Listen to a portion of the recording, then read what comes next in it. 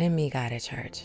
I met him on the floor of my living room when my world tilted so violently that I couldn't tell my up from down, and all I wanted was to stop the spinning.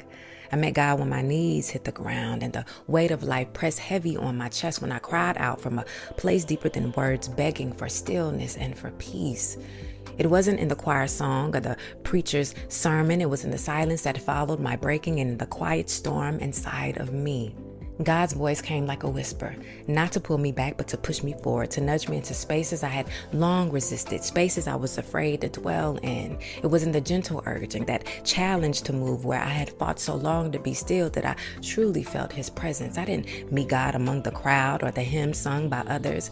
I met him in the places where no one else could see me, where only he and I existed, where my vulnerability was laid bare, raw, and unfiltered.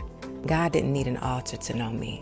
He knew me in my mess, in my doubt, in my restlessness, in my search for meaning. He didn't need a congregation to validate his presence. He met me in the cracks of my own spirit, where I had always been afraid to look too closely.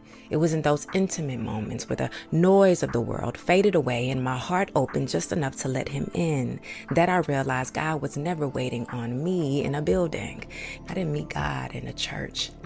I met him in the moment that I let him in.